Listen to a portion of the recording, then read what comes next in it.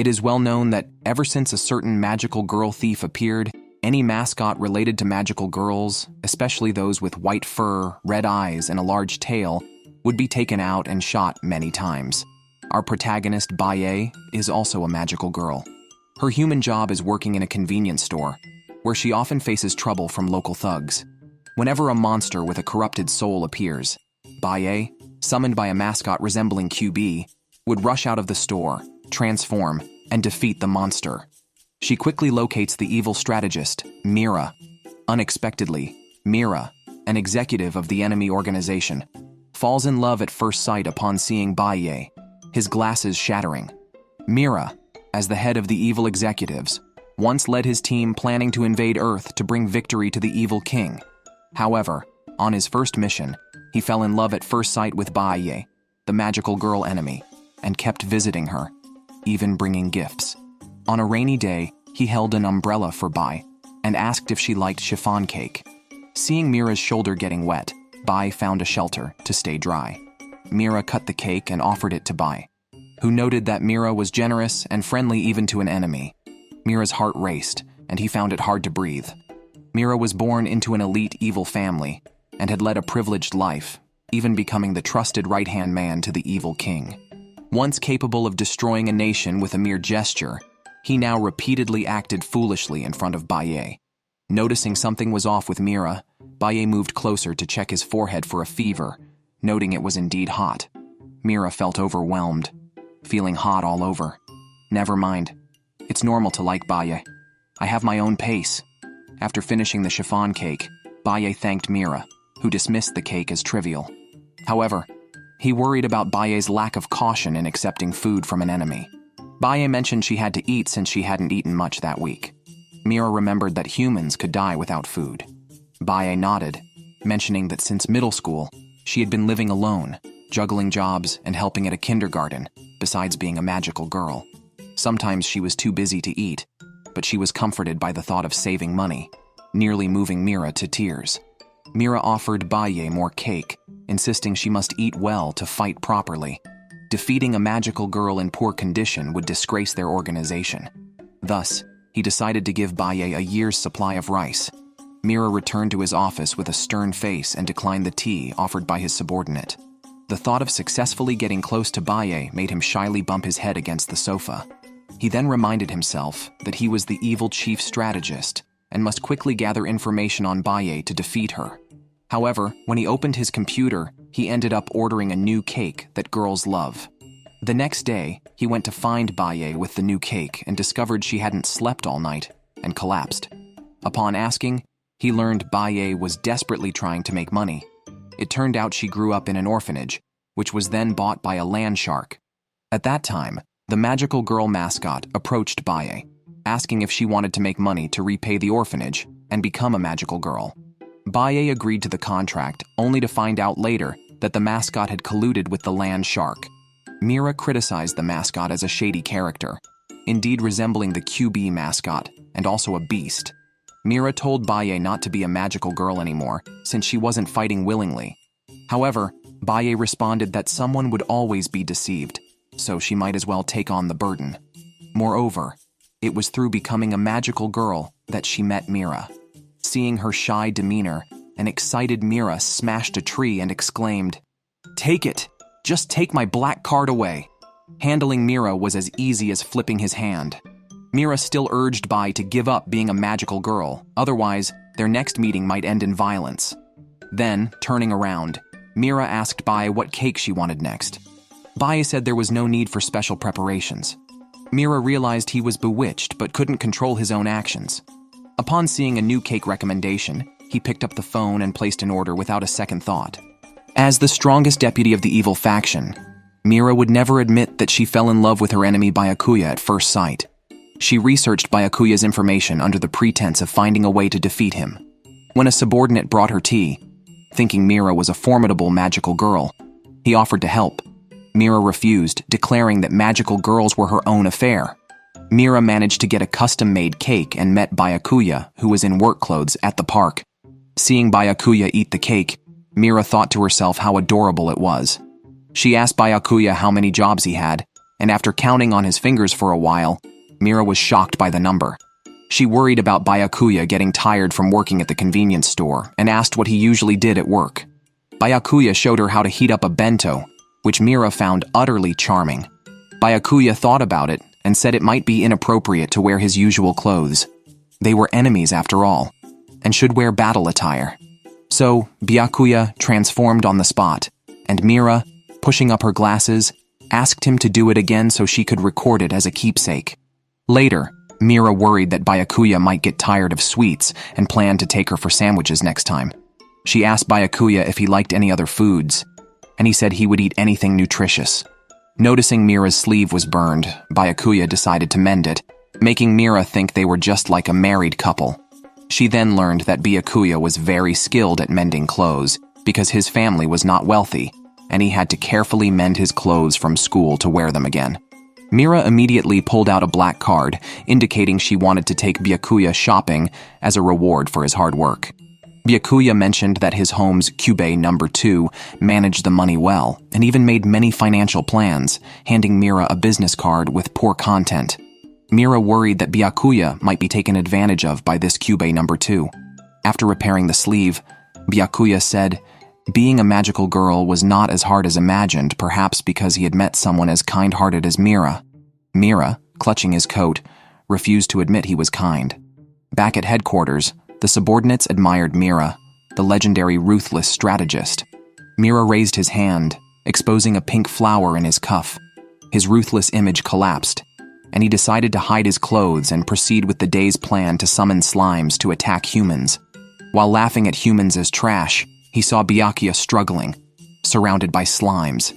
Mira beat up the slimes first and then carried the falling Byakuya to the rooftop, puzzled why Byakuya was so helpless against the creatures. Facing the vulnerable Byakuya, he almost lost his composure and ended up draping his coat over her. Byakuya commented on how warm it was, and Mira nearly crushed the slime he had summoned. He eventually took Byakuya home, cautioning her about exposing her base. Byakuya then shared her real name with Mira. She held the coat with the pink flower and thanked Mira, thinking he would replace it. Blushing, Mira said that for an evil organization, 1 or 2 pieces of clothing were not valuable. But this time, there was no need to change it. After Byakuya returned, she met with Kyubey number 2. Kyubey number 2 remarked meaningfully that her clothes were nice. Meanwhile, Mira, having learned Byakuya's real name, was elatedly typing her name into the archive. The mission to invade Earth had recently faced setbacks. Other deputies glanced at Mira, some even suggesting that Mira had fallen for the magical girl. At this point, a deputy named Fullheart stepped forward, offering his help, but Mira said there was no need to worry. He had his own pace. He then stood up to take a phone call. Another deputy remarked that Mira was always the strategist among the generals, surely having his own considerations. The phone call Mira took was actually about a delivery for Byakuya. Mira sent Byakuya a bouquet of roses, claiming they were just common weeds found everywhere in their organization. Unexpectedly, Byakuya pulled out a tulip he had crafted himself, mentioning he had been doing some home projects. Mira felt Byakuya was working too many jobs. Byakuya, feeling cared for by Mira, thought she didn't seem like someone from an evil organization. He couldn't stop staring at Mira, who became shy under his gaze. Now, Byakuya looked forward to seeing Mira every day. Meanwhile, Mira was at a pub, a place recommended by a colleague named Alcyone, who said he had stored wine there. Mira initially refused, but thinking about Byakuya possibly being deceived by Kyubey number 2, he decided to drown his sorrows. However, he reminded himself that magical girls were enemies, and their plight had nothing to do with him. As he was about to refuse the person pouring him a drink, he looked up to see Byakuya in a new dress. Mira's glasses nearly cracked. Why would a magical girl be here to drink? He wondered. Then Mira quickly explained that he was brought here forcibly by a colleague and found Byakuya in tears. He hurriedly took Byakuya to the back door. Byakuya, draped in his coat, was sobbing, revealing that Kyubey number 2 had taken compromising videos of her to sell. Furious, Mira nearly shook the surrounding buildings and immediately went to deal with Kyubey number 2. They burst in and set fire to the creature resembling Kyubey, scolding Kyubey number 2 for forcing Byakuya to work and taking her wages. Shamelessly, Kyubey number 2 claimed he was guiding Byakuya as her mascot. But Mira was not fooled.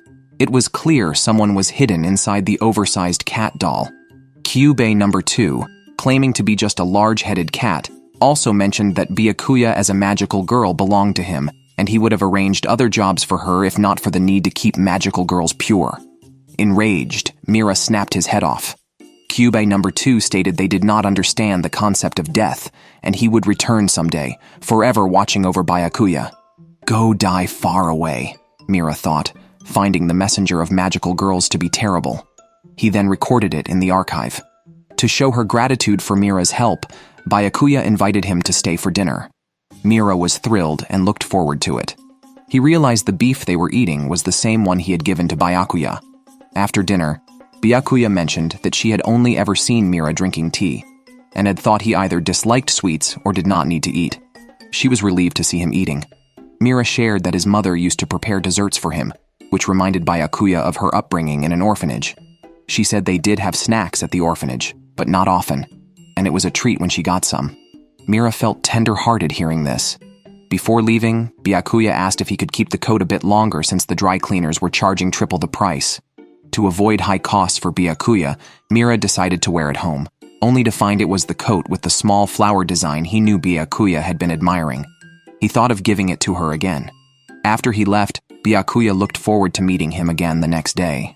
However, back at headquarters, Mira learned that Fullheart was sent to assist him in fighting magical girls. Mira was annoyed, feeling possessive of the magical girls, particularly Byakuya, and considered removing his colleague from the equation. Mira, with his abstract thinking, realized he had been caring for magical girls recently out of sympathy for their plight.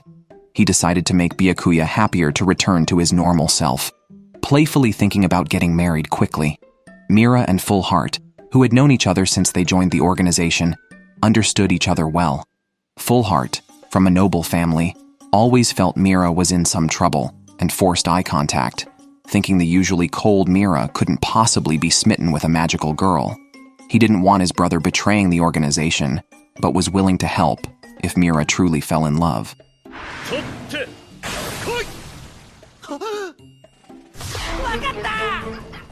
Fullheart ended up feeling played by Mira. Mira, aware that Fullheart was likely sent by the Demon Lord to monitor him, knew he couldn't afford to lose the Demon Lord's trust. He planned to deal with the magical girl today. Fullheart was watching from the bushes as Byakuya rushed over, having run because she was eager to see Mira. Mira was nearly overwhelmed by her words and almost crushed the nearby rocking chair. He remembered Fullheart was watching and pretended he was just making Byakuya let her guard down. Luckily, Fullheart was naive enough to believe him. Mira finds his heart softens whenever he makes eye contact with Byakuya. He tries to look away but notices Byakuya is dressed very lightly.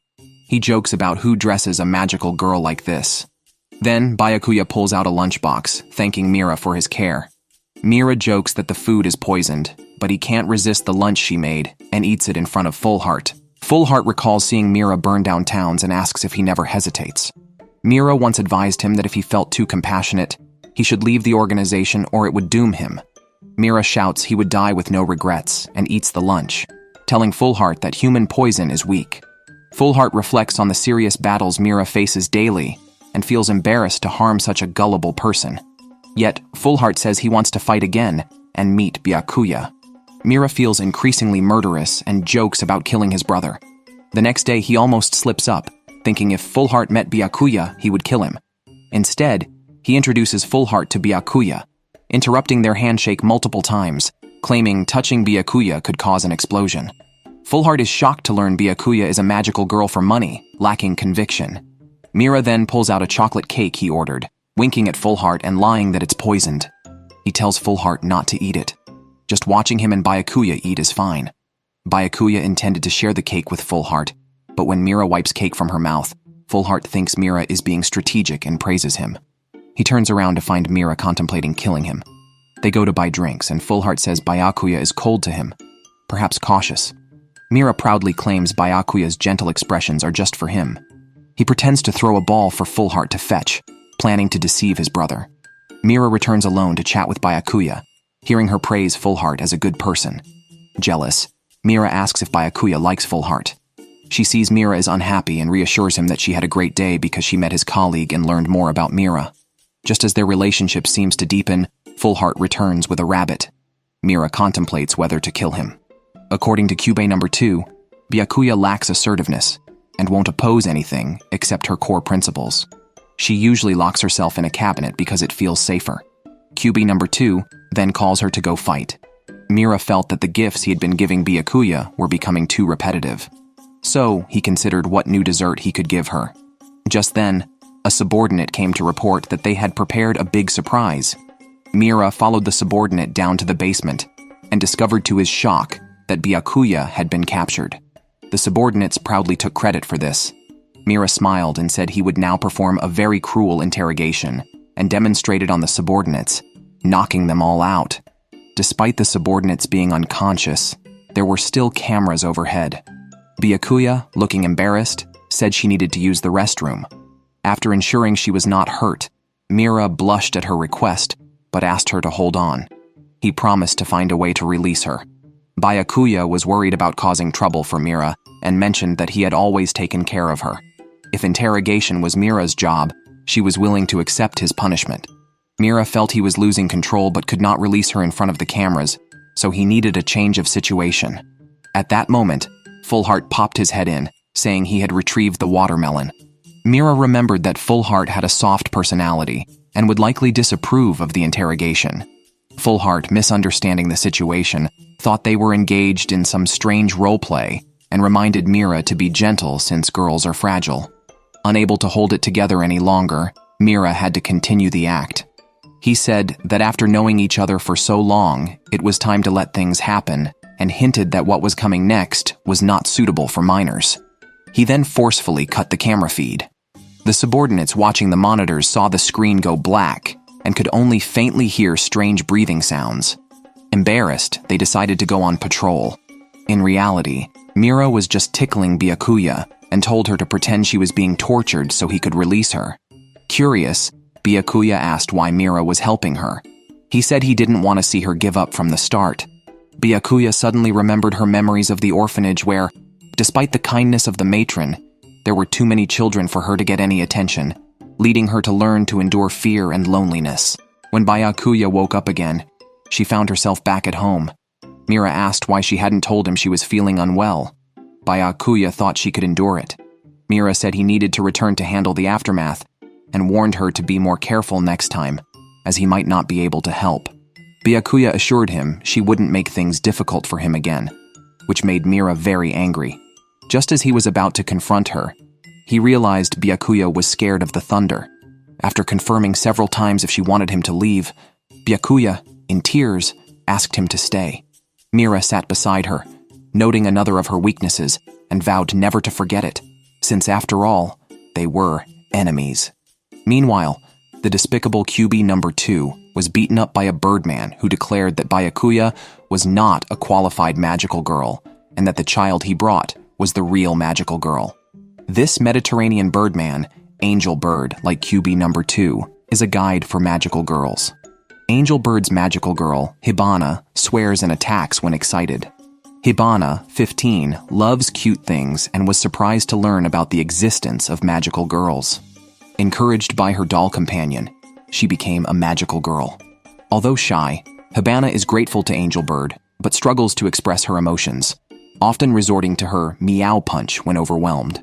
When Angel Bird warned of an evil organization's attack, Hibana transformed to stop them. Passers-by, curious if she would use magic, watched as she broke her wand in nervousness and resorted to using brass knuckles against the villains, proving herself a formidable close combat mage. During the fight, Hibana encountered Mira. His subordinates thought he would be lenient with all magical girls and questioned his resolve. To their surprise, Mira quickly defeated Hibana. He later felt guilty, believing he had harmed Byakuya's ally, possibly straining their relationship. Injured but alive, Hibana was taken home by Angel Bird. She often dreams of Mira's fiery attack, waking from nightmares. Angel Bird, unlike the cruel QB number 2, cares deeply for Hibana. He regrets her injury and reveals they are not mere magical girl mascots, but angels sent by gods to empower pure-hearted girls with magical abilities. He assures her other angels exist, meaning other magical girls, but still believes in Hibana's talent and wishes to prevent her harm. Despite not being indispensable, Hibana embraces her role, inspired by the idea of being a magical girl. Angel Bird is touched by her dedication. Meanwhile, Byakuya has been working at a construction site, unable to see Mira. Though they hadn't planned daily meetings, she eagerly anticipates his visits. Mira, feeling down from not seeing Byakuya, decides to confront her, intending to end their relationship over the incident with Hibana. However, Byakuya, unaware of Hibana and generally uncommunicative with other magical girls, is clueless about the conflict. Working constantly, she reflects on the tough economic times and her limited interactions with other magical girls. Relieved that Byakuya is unaware, Mira hopes to maintain their relationship. Hearing Byakuya express relief that he wasn't hurt in the fight, he can't help but embrace her, causing her to blush intensely. At this moment, Hibana, muttering curses, appeared. Mira didn't expect this magical girl to be alive, let alone that Byakuya actually knew her. It turns out they were classmates in elementary school. Mira worried that if they were friends, he might be disliked for hurting Byakuya's friend. Then he saw Byakuya hiding behind a utility pole. It turns out Hibana is not good at expressing her feelings. She tends to be rough and curse at people she likes. But despite her fear, Byakuya still admitted they were friends. Hibana was actually happy to see Byakuya, but expresses her feelings in strange ways. She greeted Byakuya with a powerful punch, and then bit her several times in a hug, making them look more like enemies than friends. Then, Angel Bird jumped down and said Byakuya wasn't a proper magical girl, and that a real magical girl should be like Hibana. Mira mocked, suggesting Angel Bird had a dark view of magical girls. Then, Angel Bird told Byakuya to quit being a magical girl. Shocked, Byakuya, used to being fired, calmly accepted and asked Angel Bird how to hand over her duties. She stated that although it was just a job for her, she wanted to take responsibility for it. She asked Angel Bird why he wanted to fire her. Angel Bird replied that it was because Byakuya had fallen for Mira, a leader of the evil organization. Byakuya blushed at this, and Mira was momentarily stunned. Byakuya was bashful. She didn't understand if her feelings were love. Then Angel Bird asked her to choose between her companions, Hibana and Mira. Instantly, Byakuya chose Mira. Angel Bird accused Byakuya of betraying the organization. Hibana jumped out first, questioning why Angel Bird wanted Byakuya out of the magical girl group. What Byakuya showed was clearly love.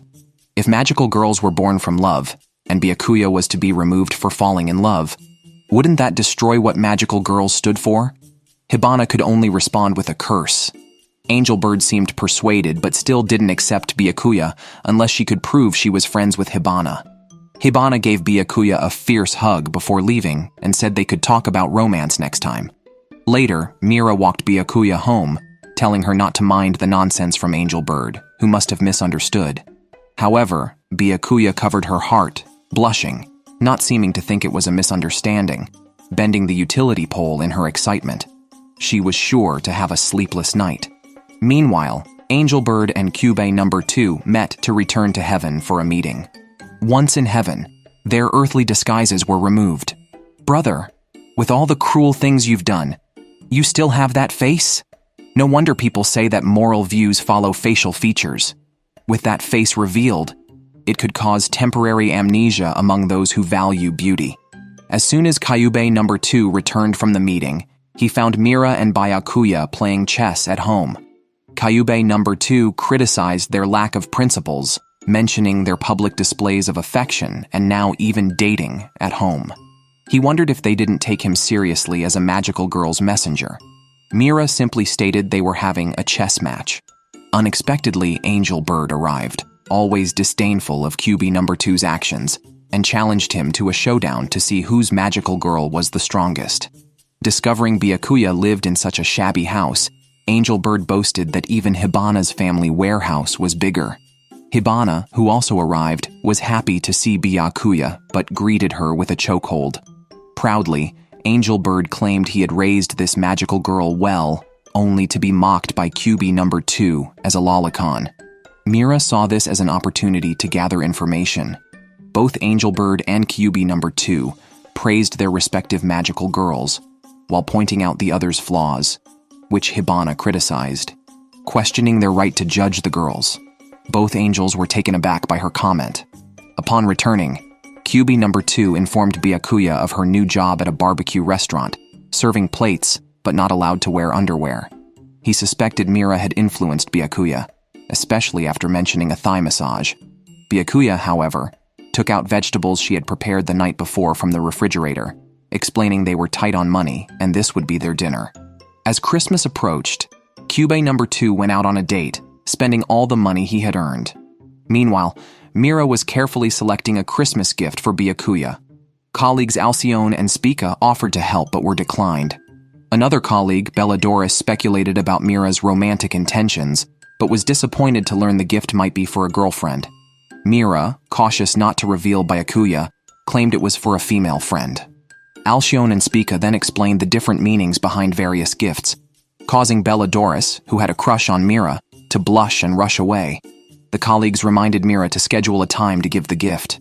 Meanwhile, Byakuya and QB number 2 were collecting free bread scraps in a shopping district due to their financial situation. They ran into Hibana shopping with Angelbird. Hibana planned to bake Christmas cookies for Byakuya, who promised to make snacks from the bread scraps in return. Angelbird worried about the quality of such scraps compared to Hibana's heartfelt treats. Kyubi number 2 defended Byakuya's cooking skills, leading to a bragging match between the two mascots about their respective charges.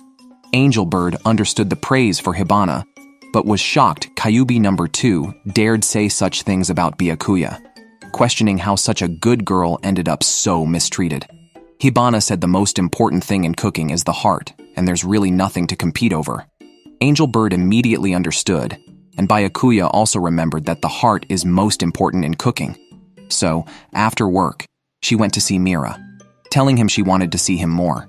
Mira was almost overwhelmed on the spot, and proactively asked if Byakuya was free during Christmas.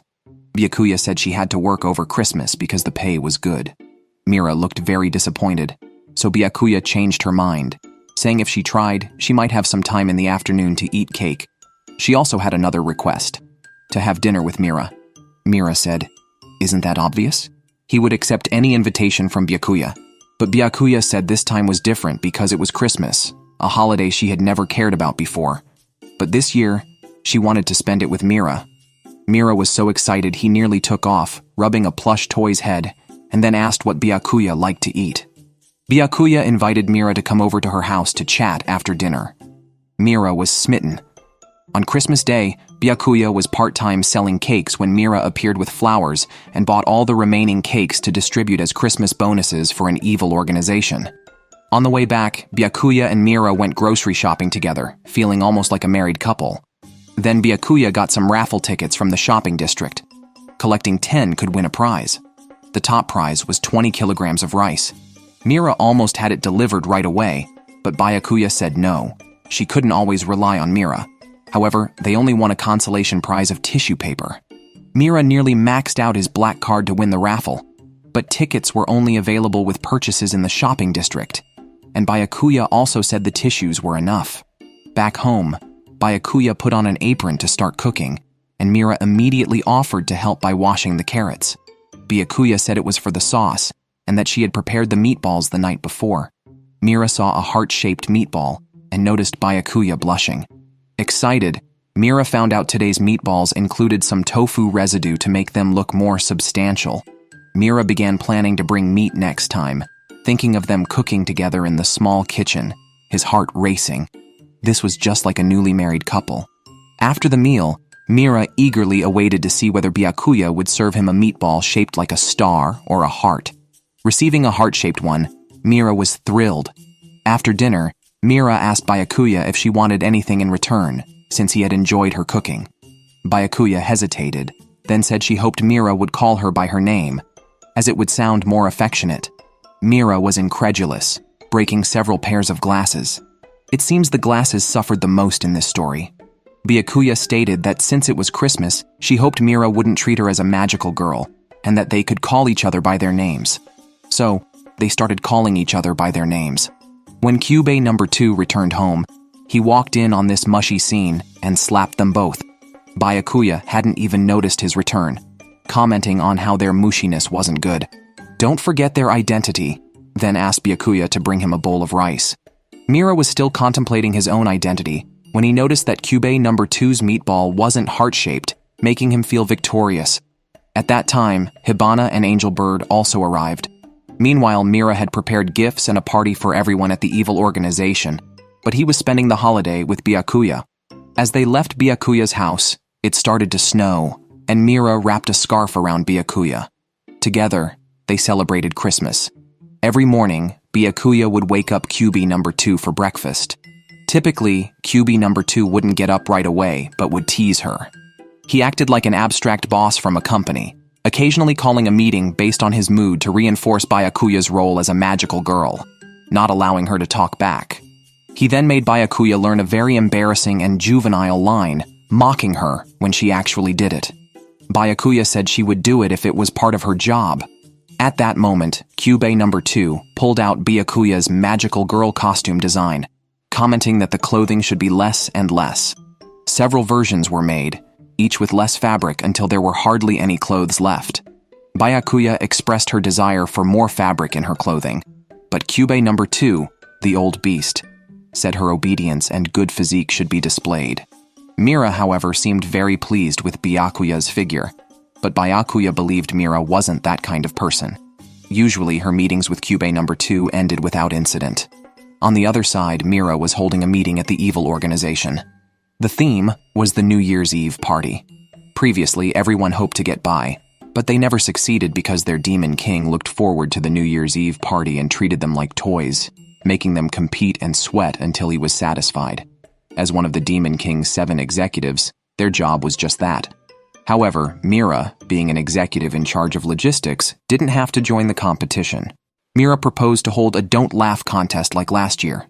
3 executives opposed it, as Mira had been the judge last year and had caused a lot of trouble for his colleagues. Someone tried to get Belladoris's vote, but she supported Mira, saying such organizing work suited him better. Spica tried to remind Belladoris of last year's disaster, which she remembered very well. Whenever she smiled, she would be rushed by men in black, tied up and pinned to the ground, all under Mira's orders. Belladoris secretly enjoyed it a bit, realizing she was actually a masochist. Mira stated that if there were objections, they should prepare a new plan now. At this moment, the most stable executive spoke up, suggesting a slippery sumo event. Meanwhile, Byakuya had already left for work. Kyubey number 2 was relaxing at home. After work, Byakuya would buy groceries and return home. Usually, by the time she got home, Kyubey number 2 was already asleep. Byakuya would cover him with a blanket and take the chance to clean up.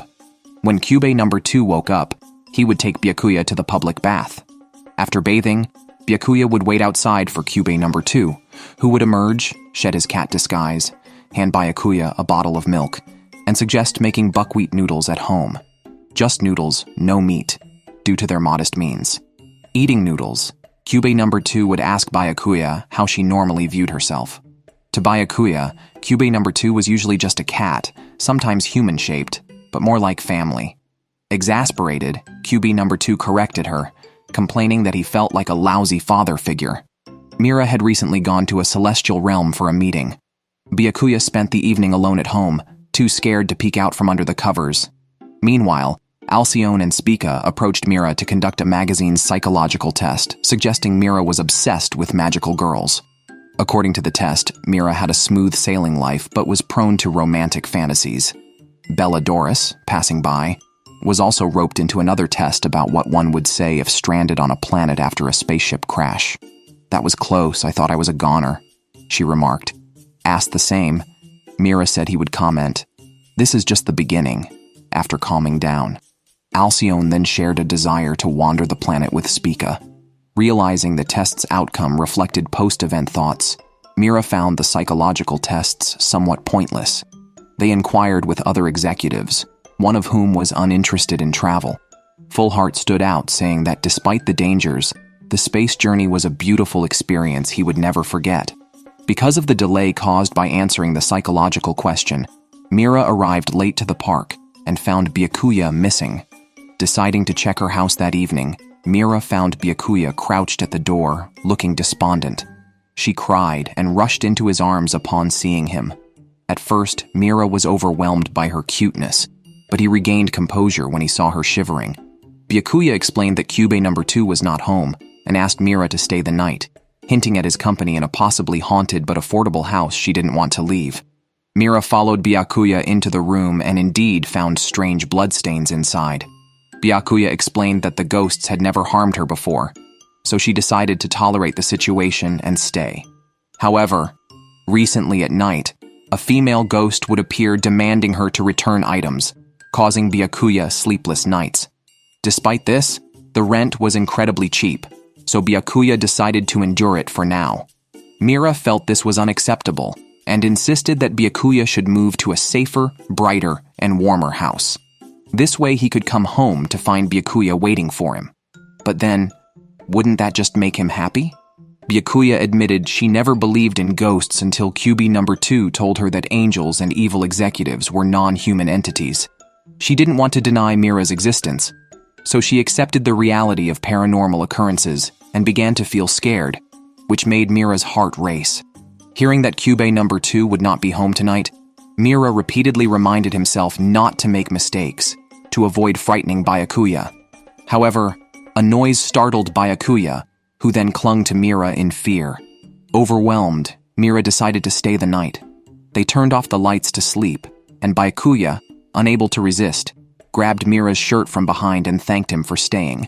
Although she worried about being too dependent on him, Mira quickly sat up and told her not to stand outside alone and shivering, and to inform him immediately if she felt in danger. Mid-sentence, he realized Byakuya had fallen asleep. Mira wondered when they would finally break through the window paper. The next day, Cube number 2 returned and cleansed the house of lonely spirits using his powers. Mira scolded him for not using his powers sooner. Cube number 2 mentioned he wanted to move to a house with a bath. Byakuya was relieved to keep the low rent. After spending the night, Mira woke up to find Byakuya still murmuring his name, feeling delighted. In Byakuya's view, being a magical girl was supposed to be a wonderful job protecting the world. Usually she met Mira in the park, and he would always notice her arrival. But today, Byakuya tried to sneak up behind him to scare him, but couldn't reach. She remembered she had lines prepared by Cube number 2 and decided to say them next time. However, seeing Mira's curious expression, she blurted them out, embarrassing yet amusing Mira. Mira encouraged Byakuya to resist Cube number 2 a bit, but seeing his smile, she felt satisfied despite the embarrassing lines, and ended up repeating them 3 times at Mira's request. Mira was curious about Byakuya's magic. She explained that Cube number 2 taught her to convert unfortunate energy into luck. Initially, Byakuya had even been trained by a female dominatrix. She offered to cast a spell on Mira, but it required him to perform actions that would make him unhappy, like pinching his face or tickling. Mira tried it twice and then gave up, realizing it wasn't making Byakuya unhappy, but was torturing himself instead. While Mira, known as the evil chief strategist whose cold reputation spread across the universe, nobody knew that, in private, he was a pure-hearted boy who picked tiny desserts for the girl he fell in love with at first sight. Today, he actually pretended not to notice Byakuya, guessing she might try to scare him. Unexpectedly, she couldn't reach him due to her height. Mira found it adorable, and even though he felt a bit embarrassed when Byakuya recited the lines dictated by Cube number 2, he thought she was too cute. He wished for Byakuya's happiness to continue and used the excuse of mastering the secrets of a magical girl to trick Byakuya into performing it 3 times. Byakuya then mentioned that he is usually gentle, but sometimes too mischievous. Later, Mira was curious about Byakuya's magic, which supposedly required making her feel unhappy first, but pinching her face only made him feel happy. If he tickled Byakuya, Mira felt that she might cast a spell before he could hold back his laughter. On the way back, Mira told Byakuya not to expose her weaknesses to enemies. In response, Byakuya remarked on how warm Mira's touch was, causing him to feel like bursting. Byakuya always wanted to do something for Mira, so they said goodbye and agreed to meet again the next day. Both had feelings for each other and felt happy together, but due to their identities, they were unsure how to express these emotions. However, the next day, they still managed to date in the park under the guise of their duties. Oh, just get married already.